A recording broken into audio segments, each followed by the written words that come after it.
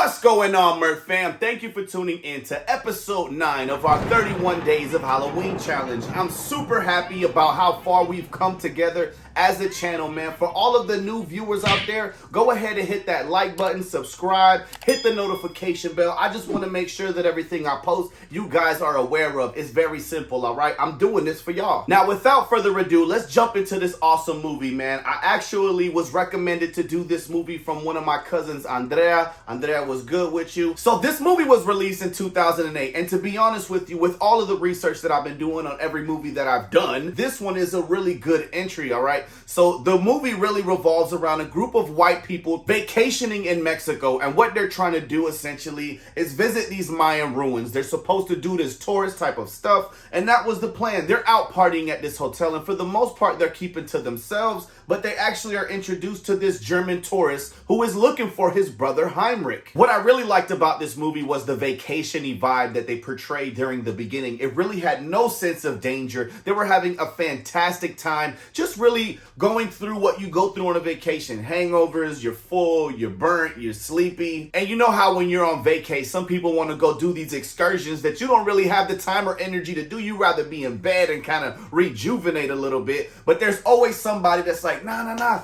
let's go do this thing, let's go do this thing. So that's really what this movie kind of starts off going bad with. The German duder actually invites them to join him in search of his brother. He lets them know, hey, this is a Mayan ruins that no one has ever seen. It's beautiful, it's off the road, it's off the map, it's something that no one knows about. And of course, these white people are like, we should all get together and just go, even though we have to get on a plane tomorrow morning. So that's what happens, man. They get invited. There's some people that didn't really want to go, but of course, ultimately, all for one and one for all. They all ended up going, and it seemed to be going well. Once they actually made it to this jungle and they find the Mayan entrance to the place or whatever, it's like covered in trees and shit. At this point in the movie, I'm trying to make a bet on who's gonna die first. You know what I'm saying? In this film, they actually have an actor who always reminds me of Justin Timberlake. His name is actually Shawn Ashmore, and he starred in a Netflix movie called Aftermath. They finally get to this jungle entrance, and they're super excited, ready to go on this hike and have a good time. Once they approach the entrance to the Mayan ruins, they are confronted by the locals there, and they don't speak English or Spanish. And all they're really doing is yelling at each other.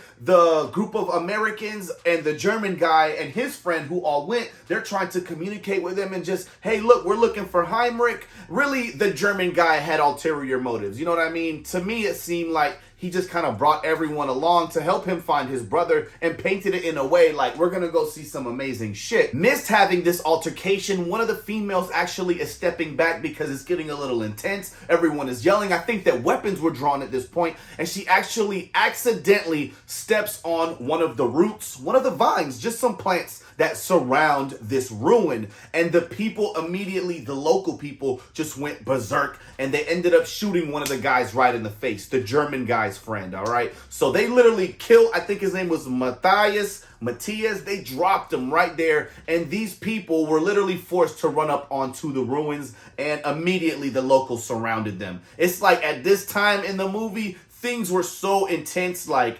anxiety was on high. No one really knew what to do because of the language barrier. No one was explaining why they couldn't leave or why we can't just help each other and help us out of this situation. So they're stuck on this ruin. And luckily, one of the guys is a student doctor. And based off of his knowledge, they're able to survive on this ruins for a couple days. Now, I don't want to go blow for blow with this movie, even though it's really good. Some people might not even want to go take a walk in the woods and touch some plants after watching this movie. Just the way that things happen. I mean, essentially, the plants have almost a mind of their own, and they're getting inside of them through cuts and open wounds, and things just get extremely hectic. But that's what I really loved about it. They had to enter the ruins and try to figure out and find what's going on and who went missing, and the numbers of the group just begin to dwindle throughout the entire movie. But that's what makes it so good, is the fact that there's nobody really killing anyone. You know what I mean? It's a plant. It's this ruin, this temple, and no one really wants to let them leave. Now, I'm not going to ruin the ending, okay? But I will tell you that there is an alternate ending, right? This is something that I had no idea of until doing a little bit of research and some digging in these ruins. Somebody escapes from the ruins, and as they're driving away, luckily, they were able to get back to the Jeep. The camera begins to pan over her face, and we see that underneath her skin is some sort of vine-like thing just grooving and moving right behind her eyeball. It's really creepy. You know what I mean? I would hate to have something in my flesh,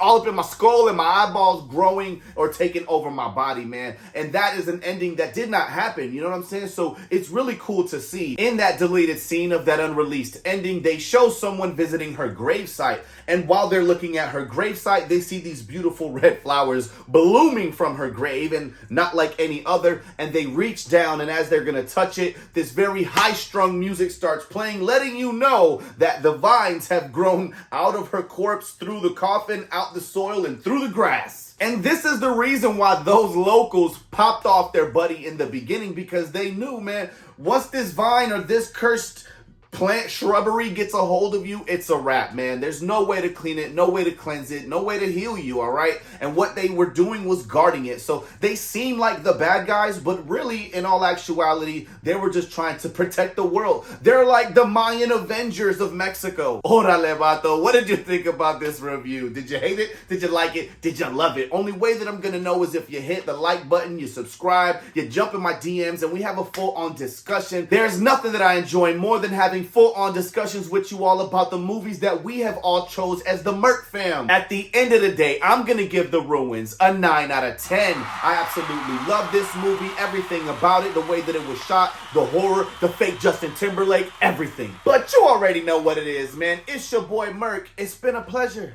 but I'm out. Movie, but we know that you acting with all of this heat, melt you up like you plastic.